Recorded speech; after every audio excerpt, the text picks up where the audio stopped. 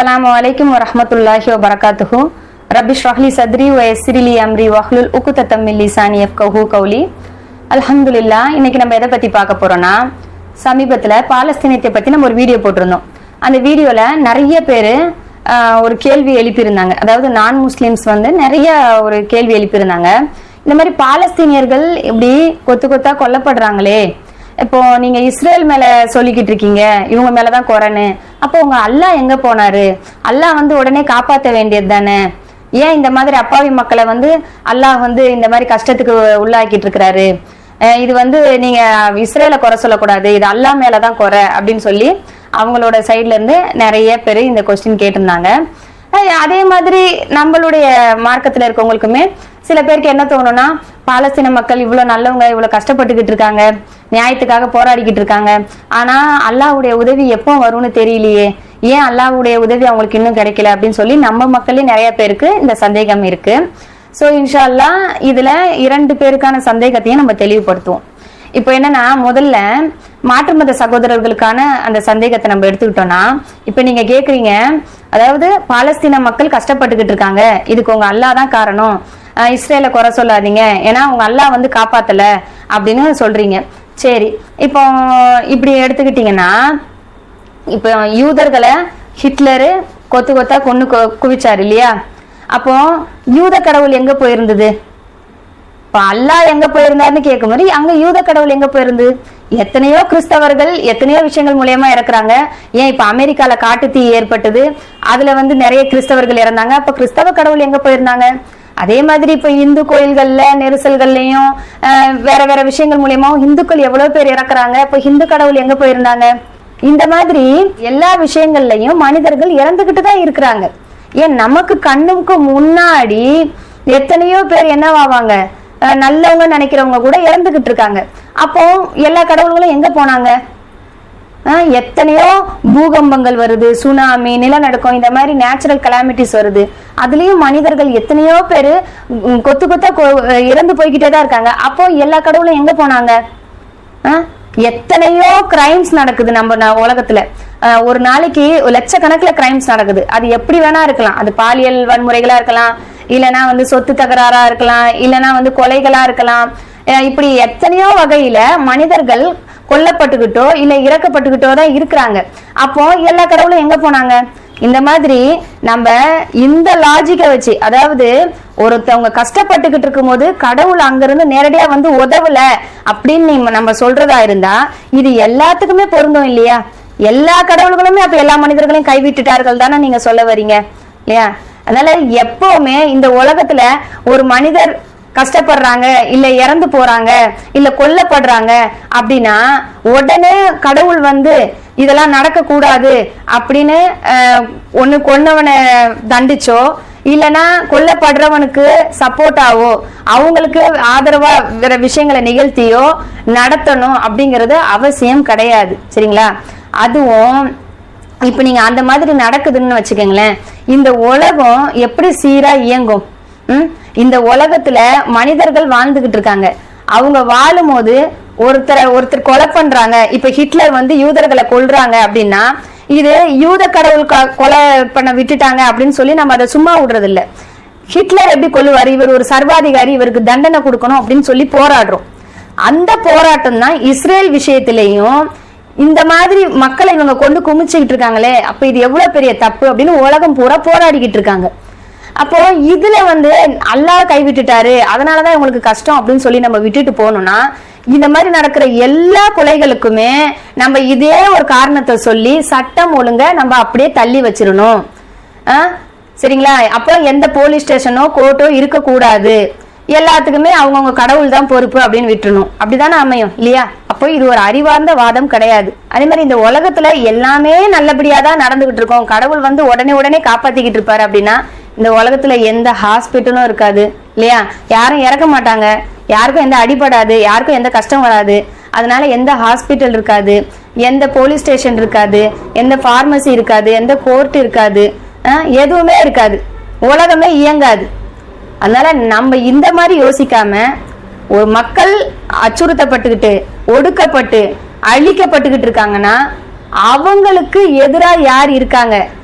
யார் மேல தப்பு இருக்கு, அவங்களுக்கு எந்த மாதிரியான தண்டனைகள் கிடைக்கணும் அப்படிங்கறத பத்தி தான் நம்ம யோசிக்கணுமே தவிர கடவுள் கைவிட்டுட்டாரு அப்படின்னு சொல்றது ஒரு அறிவார்ந்த வாதம் கிடையாது. இப்போ இஸ்லாத்தை பொறுத்த வரைக்கும் நமக்கு நல்லா தெரியும், பாதிக்கப்பட்டவனுக்கு நீதி கிடைக்கணும் அப்படிங்கறதுல ரொம்ப கவனமான சட்டம் ஏற்றிருக்கு. ஏன்னா இந்த உலகத்துல உள்ள மற்ற சட்ட முறைகள்லாம் பார்த்தோம்னா அவங்க எஸ்கேப் ஆயிடலாம் இல்லையா.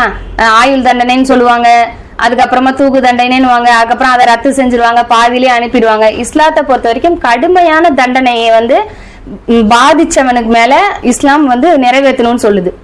இப்ப நம்ம நாட்டிலேயே நிறைய பேரு கிரைம்ஸ் நிறைய ஆயிடுச்சு, நிறைய கொலைகள் நடக்குது அப்படிலாம் சொல்லும் போது ஜென்ரலா நான் முஸ்லிம்ஸே சோசியல் ஆக்டிவிஸ்டோடைய வாயில இருந்து என்ன வரும்னா, இங்க இஸ்லாமிய சட்டம் வரணும் அப்படின்னு சொல்லிதான் சொல்லுவாங்க. ஏன்னா இஸ்லாமிய சட்டங்கள் யாரு பாதிச்சாங்களோ அவங்களுக்கு கடுமையான தண்டனை கொடுக்கணும்னு சொல்லுது. ஆனா அதே இஸ்லாம் தான் சொல்லுது, இந்த உலகத்துல உனக்கு ஒருவேளை நீதி கிடைக்கலன்னா கவலைப்படாத, கண்டிப்பா மறுமையில அல்லாஹ் கிட்ட இருக்கு அப்படின்னு அல்லாஹ் தஆலா சொல்றான். அல்லாஹ் தஆலா தன்னுடைய திருமறையில சொல்றான், அல்லாஹ் இந்த உலகத்தில் அக்கிரமக்காரர்கள் செய்து கொண்டிருக்கும் தீமையை பற்றி பாராமுகமாய் இருக்கிறான் என்று எண்ண வேண்டாம். அவன் இந்த விஷயத்துல அவங்களுக்கான தண்டனையை தாமதப்படுத்துவது எல்லாம் அந்த மறுமை நாளைக்காக தான் அப்படின்னு அல்லாஹ் தஆலா சொல்றான். அப்போ கண்டிப்பா இந்த உலகத்துல தாமதமா அவங்களுக்கு வந்து நீதி கிடைச்சாலும் மறுமையில கண்டிப்பா அந்த மக்களுக்கான நீதி கிடைச்சிரும்.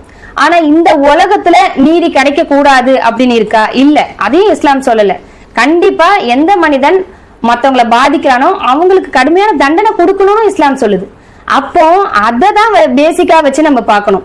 இஸ்லாத்துல உள்ளவங்களும் சரி, மாற்று மதத்துல உள்ளவங்களும் சரி, நம்ம எதை பேசிக்கா வச்சு பார்க்கணும்னா, இஸ்ரேல் வந்து பாலஸ்தீனியர்களை அடக்கி அவங்களை அழிச்சுக்கிட்டு இருக்கு அப்படின்னா இஸ்ரேலுக்கு கிடைக்க வேண்டிய தண்டனைகளும் கிடைக்கணும். அதே நேரத்துல பாலஸ்தீனிய மக்கள் அவங்களுடைய இழப்பு, உயிரிழப்பு, பொருள் இழப்பு, எல்லா விதத்திலயும் அவங்க கஷ்டப்படுறது, அவங்களுக்கான நீதி இறைவனிடம் இருக்கு அப்படிங்கறதையும் நம்ம புரிஞ்சுக்கணும். அது மட்டும் இல்லாம அல்லாஹ் தஆலா இதை கொண்டு நிறைய படிப்பினைகளை மற்ற மனிதர்களுக்கு வைக்கிறான். இப்போ அல்லாஹ் நினைச்சா ஒரு நிமிஷம் ஆகாது, குன் ஃபயகுன், உடனே ஆகுன்னு சொன்னா ஆயிட போகுது. அல்லாஹ் தஆலா தன்னுடைய திருமறையில சூரா ஃபீல்ல அந்த ஆபிரகாம் மன்னன் காபாவை அழிக்க வரும்போது அந்த யானை படையை ஒரு சின்ன பறவைகளை கொண்டு அழிச்சு தகர்க்கிறான் இல்லையா. இது நமக்கு எல்லாருக்குமே தெரிஞ்ச விஷயம். அப்போ உடனுக்குடனே அல்லாஹ்வால தண்டனையை கொடுக்க முடியும். அல்லாஹ் நினைச்சா உடனே வந்து கொடுத்து முடிச்சு பாலஸ்தீன மக்களை வந்து காப்பாத்தி மீட்டு எடுத்துருவான். இப்ப பத்ரு போர்க்களத்துல பார்த்தோம், அல்லாஹ் தஆலா என்ன பண்றான், வானவர்களை அனுப்பி அந்த மூமின்களுக்கு உதவி செய்யறான். அப்ப அவங்க வெற்றி கொள்றாங்க. இந்த மாதிரி வானவர்களை அனுப்பி அல்லாஹ்வால எல்லா விஷயங்களும் செஞ்சிட முடியும்.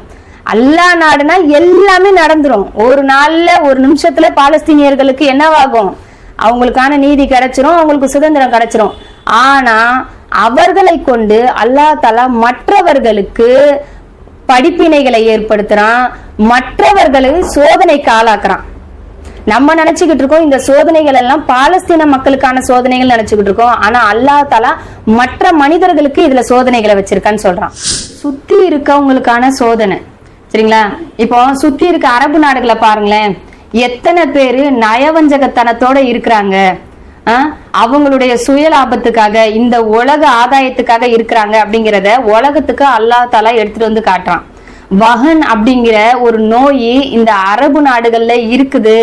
ஏன்னா நபிகள் நாயகம் ஸல்லல்லாஹு அலைஹி வஸல்லம் அவங்க முன்னாடியே சொல்லிட்டாங்க, கடல்ல இருந்து அடித்துட்டு வரப்போற நுரை அளவுக்கு இருப்பீங்க, ஆனா இந்த உலக ஆசையும் மரணத்தின் மேல உள்ள பயமும் உங்களுக்கு அதிகமா இருக்கும், வஹனுங்கிற நோய் இருக்கும். அந்த நோயை கொண்டு எத்தனை ஆட்சியாளர்கள் இருக்கிறாங்க அப்படிங்கிறத அல்லாஹ் தஆலா இந்த உலகத்துக்கு கொண்டு வந்து காமிக்கிறான்.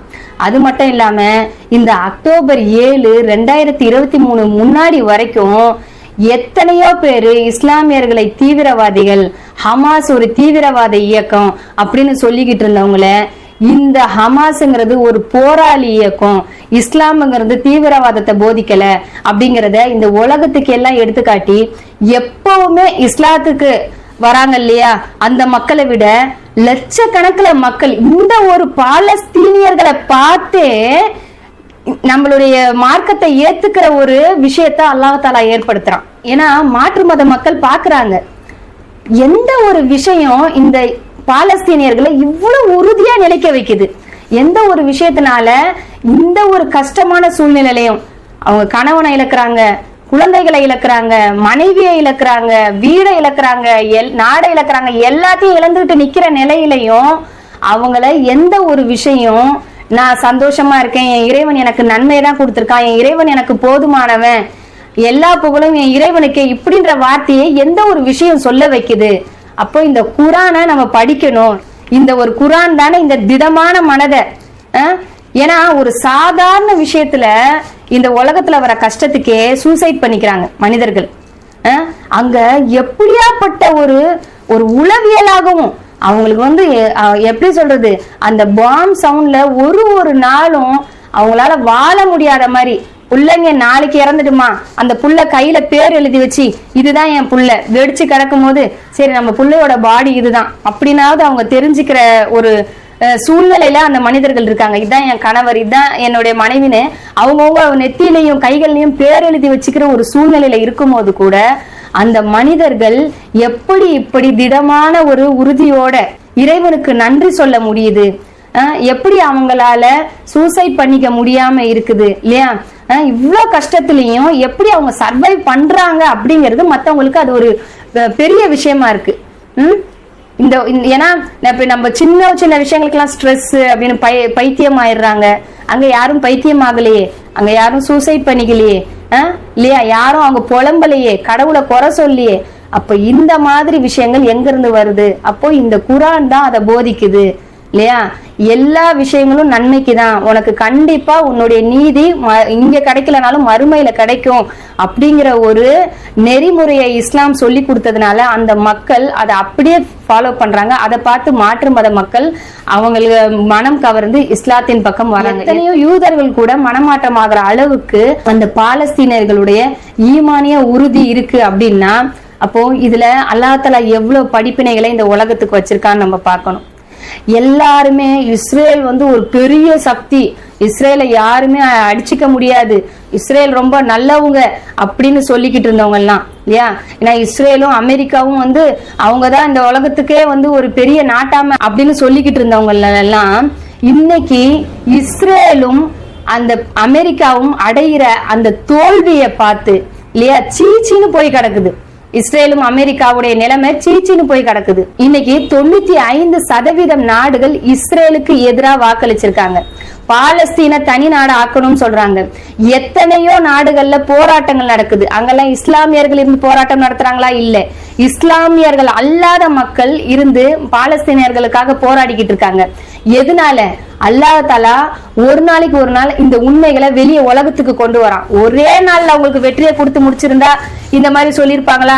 இஸ்லாமியர்களுடைய நிலைமை என்ன, அவர்கள் எப்படி சித்தரிக்கப்பட்டுக்கிட்டு இருக்காங்க அப்படிங்கிற உண்மை வெளியே வருமா? இஸ்ரேல் எவ்வளவு நல்ல நாடுன்னு தானே நினைச்சுக்கிட்டு இருப்பாங்க. இன்னைக்கு அவனுடைய கொடுமையான முகம் எல்லா மக்களுக்குமே வெளியே தெரியுது. அதுக்கு மேல நம்ம என்ன நினைச்சுக்கிட்டு இருக்கோம்னா, வெற்றிங்கிறதுக்கு நம்ம ஒரு வரையறை கொடுத்துக்கிட்டு இருக்கோம். ஒரு மனிதனுடைய வெற்றி அப்படிங்கிறது அவன் நல்லா நிம்மதியா வாழ்றது, அவனுக்கு நல்ல ஒரு குடும்பத்தோட இருக்கிறது, ஒரு நல்ல சொகுசான இடத்துல இருக்கிறது இல்லையா, அவன் நல்லா படிச்சு நல்ல வேலையில இருக்கிறது, இதுதான் ஒரு மனிதனுடைய வெற்றி நம்ம நினைச்சுக்கிட்டு இருக்கோம். ஆனா இறைவன் சொல்ற வெற்றி அது கிடையாது. சரிங்களா? இப்ப நான் சில கிளிப்ஸ் போடுறவங்களுக்காக அதை கொஞ்சம் பாருங்க. As fast as possible. As Netanyahu spoke, scores of delegates walked out of the UN General Assembly, and others joined more than 150 other countries.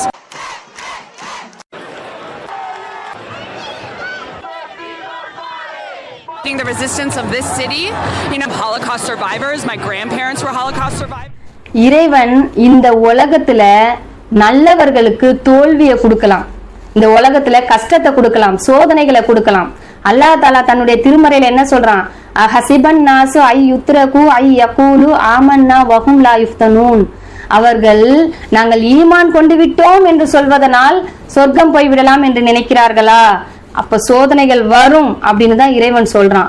ஆனா அந்த சோதனைகள்ல அல்லாஹ் கொடுக்கிற வெற்றிங்கிறது நம்ம நினைக்கிற மாதிரியான வெற்றி கிடையாது. இப்ப இந்த வீடியோஸ்லயே நம்ம பார்த்திருப்போம்.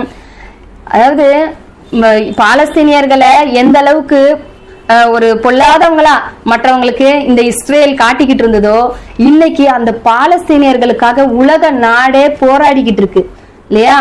அவங்களுடைய உயிரை பணயம் வைத்து கப்பல்கள் மூலியமா அந்த பாலஸ்தீனுக்கான உதவியை நம்ம செஞ்சே ஆகணும். நீ என்ன கொன்னாலும் பரவாயில்ல அப்படின்னு சொல்லி மாற்று மதத்துல உள்ளவங்களை கூட வர வைக்கிறான் அல்லாஹ் தஆலா. ஆனா இன்னைக்கு நம்ம பார்த்தோம்னா இந்த நெத்தன்யாகுங்கிறவருடைய சப்போர்ட்டா, அவருக்கு உறுதுணையா, அவருக்கு நட்பு நாடா இருந்தவங்க கூட அவன் பேச்ச கூட கேட்க பிடிக்காம எழுந்து வெளியே போய்கிட்டு இருக்காங்க. இவர் என்ன திட்டம் போட்டாரு? இவருடைய பேச்சு அதாவது ஐநால ஒளிபரப்பாகும் போது என்ன பண்ணலாம், அத பாலஸ்தீன்ல கொண்டு போய் காசால கொண்டு போய் வச்சு அந்த சவுண்ட் வெளியே அந்த ஸ்பீக்கர் மூலியமா வெளியே கேட்க வச்சு அந்த ஒரு கஷ்டத்தை, உளவியல் ஒரு தாக்கத்தை அங்க உள்ள பாலஸ்தீனிய மக்களுக்கு கொடுக்கணும் அப்படின்னு நினைச்சு பெரிய பெரிய ஸ்பீக்கர்கள் அங்க வைக்கப்பட்டிருக்கு. சரிங்களா? இவர் ஐநால பேசுற பேச்சு, பாலஸ்தீனத்துக்கு எதிராக பேசுற பேச்சு இவங்களுக்கு கேட்கணும், இவங்க அதனால டென்ஷன் ஆகணும், அவங்களுக்கு இது வரணும்னு சொல்லிட்டு அந்த அவங்களுடைய பேச்சு ஒலிபெருக்கியின் மூலமா இவங்களுடைய காதுகளை அடைத்து உளவியல் தாக்கம் ஏற்படணும்னு. ஆனா அல்லாஹ் தஆலா இங்க அந்த ஆளுக்கு என்ன ஏற்படுத்தினானா, நீ பேசுற பேச்ச அங்க உள்ளவங்கள யாருமே கேட்க மாட்டாங்கடா அப்படிங்கிற ஒரு நிலையை அல்லாஹ் தஆலா ஏற்படுத்தினான். இதை விட அசிங்கம் வேணுமா? இறைவன் நல்லவங்களை சோதிப்பான், ஆனா இந்த உலகத்துல அசிங்கப்படுத்த மாட்டான். ஆனா கெட்டவங்களுக்கு என்ன பண்ணுவான்? நல்லா நிறைய குடுக்கற மாதிரி தெரியும், ரொம்ப செழிப்பா வாழ்ற மாதிரி இருக்கும், ஆனா அசிங்கப்படுத்துவான், கேவலப்படுத்துவான், அந்த கண்ணியத்தை கொடுக்க மாட்டான். என்னதான் இவங்க மற்றவர்களை பொல்லாதவங்களா ஆக்கி தன்னை நல்லவங்களா ஆக்கலான்னு காட்டினாலும் கண்டிப்பா ஒரு நாள் இவங்களுடைய முகத்திரையை அல்லாஹ் தஆலா மற்றவர்களுக்கு எடுத்து காட்டியே ஆவான். சரிங்களா? இறைவன் கொடுக்கிற வெற்றிங்கிறது நம்ம நினைக்கிற வெற்றி கிடையாது அப்படிங்கறத முதல்ல நம்ம புரிஞ்சுக்கணும். இன்னைக்கு மாற்று மத நாடுகளுக்கு நடுவுல எவ்வளவு போராட்டங்கள் நடந்துகிட்டு இருக்கு. அவங்களுடைய அரசை எதிர்த்து எந்த அளவுக்கு போராடிக்கிட்டு இருக்காங்க, உயிரை கொடுத்து போராடுறாங்க. ஏன் இந்த உலகத்திலே நான் தான் பெரிய கொம்பன், என்னை யாருமே எதுவும் பண்ண முடியாதுன்னு சொல்ற அந்த அமெரிக்க தூதரகத்து மேலேயே தாக்குதல் நடக்குது. இந்த அளவுக்கு மக்கள் எழுச்சி அடைந்து காசாக்காக போராட ஆரம்பிக்கிறாங்க. இது எவ்வளவு பெரிய வெற்றி, இது எவ்வளவு மகத்தான வெற்றி. அந்த காசா மக்கள் எதுவுமே சொல்லல இல்லையா? யாருக்கிட்டையும் வெளியே நாங்க இப்படி நல்லவங்க இவங்க கெட்டவங்கன்னு இஸ்ரேல் அவங்களுடைய மீடியாக்களை வச்சு கதைகளை மாற்றி சொல்லிக்கிட்டு இருக்க மாதிரி சொல்லிக்கிட்டு இல்ல. அவங்க பாட்டுக்கு அவங்க உள்ள இருக்காங்க, அவங்க பாட்டுக்கு அவங்க இபாதத் செஞ்சுக்கிட்டு இருக்காங்க இல்லையா? அல்லாஹ்வை துதிச்சுக்கிட்டு இருக்காங்க, ஒரு நாள் அவங்க ஷஹீத் ஆகிக்கிட்டு இருக்காங்க. ஆனா வெளியே அவங்களுக்கான போராட்டத்தை அல்லாஹ் தஆலா என்ன பண்றான்? சுத்தி நடக்க வச்சுக்கிட்டே இருக்கிறான். இதுதான் வெற்றி. இறைவன் கண்டிப்பா அந்த மக்களுக்கு வெற்றியை கொடுப்பான். அவங்களுடைய தியாகங்களோ அவங்களுடைய துவாக்களோ கண்டிப்பா வீணா போகாது. அதே மாதிரி கொஞ்ச நாளிலேயே அவங்களுக்கு அந்த வெற்றி கிடைச்சிருந்தாலும் இன்னைக்கு அந்த வெற்றிய மூலியமா, அதாவது இப்ப ஹமாஸே எடுத்துக்கலாமே, அக்டோபர் 7க்கு அப்புறமா உடனடியே இவங்களுக்கு இந்த வெற்றி கிடைச்சாலும் அப்போ என்ன தோணும்னா, ஹமாஸ் தாக்குதல் நடத்தினாங்க அதனாலதான் இஸ்ரேல் அடிக்கிறாங்க அப்படின்ற மாதிரி தோணும். ஆனா அந்த நாட்கள் ரொம்ப இழுக்கப்பட 2 வருஷமா இழுக்கப்பட பல உண்மைகள் வெளியே வருது. இன்னைக்கு இந்த ஹமாஸ் அப்படிங்கிற ஒரு இயக்கத்தின் மூலியமா அந்த மக்களுக்காக அவங்க எவ்வளவு போராடிக்கிட்டு இருக்காங்க, அவங்க எவ்வளவு நல்லவங்க. ஏன்னா அங்கிருந்து அவங்க வெளியே வர ஹாஸ்டேஜ் என்ன பண்றாங்க, அவங்களுக்கு முத்தம் கொடுத்துட்டு வெளியே வராங்க, சிரிச்சு கை குலுக்கி அவங்கள விட்டு பிரிய மனசு இல்லாம வெளியே வராங்க. இதெல்லாம் இந்த மாதிரியான விஷயங்கள் நடந்ததுனாலதான் தெரிய வருது. அது மட்டும் இல்லாம இந்த விஷயங்கள் அதிக நாள் இழுத்துட்டு போக எத்தனை பேரு இந்த அக்டோபர் 7 23வது நாளதான் இந்த பிரச்சனைன்னு சொல்லிக்கிட்டு வந்தாங்களோ அவங்க கூட அப்ப அதுக்கு முன்னாடியே ஒரு வரலாறு இருக்கு. எத்தனை வருடமா இந்த மக்கள் பாதிக்கப்பட்டுக்கிட்டு இருக்காங்க. இது பல 100 வருட கதை அப்படிங்கறத மற்ற மனிதர்கள் படிச்சு என்ன பண்றாங்க, அப்போ இது அந்த அக்டோபர் 7ல இருந்து தொடங்கின கதை கிடையாது, இத ஹமாஸ் ஆரம்பிச்சு வைக்கல, இது பல வருடமா அவங்க சித்திரவதை பண்ணப்பட்டுக்கிட்டு இருக்கிறாங்க. ஒரு சிறைச்சாலையா தான் காசா இருந்துகிட்டு இருந்திருக்கு அப்படிங்கிற ஒரு விஷயத்த இந்த உலகம் பூரா அல்லாஹ் தஆலா தெரியப்படுத்துறான். சரி, மாற்று மதத்தவர்கள் இந்த அளவுக்கு அதெல்லாம் புரிஞ்சுக்கிட்டு இஸ்லாத்தின் பக்கம் வர அளவுக்கு இந்த ஒரு சோதனைகள் அவங்கள உள்ளாக்குது அப்படின்னும் போது நம்மளுடைய மனிதர்களுக்கு என்ன படிப்பின இல்லையா?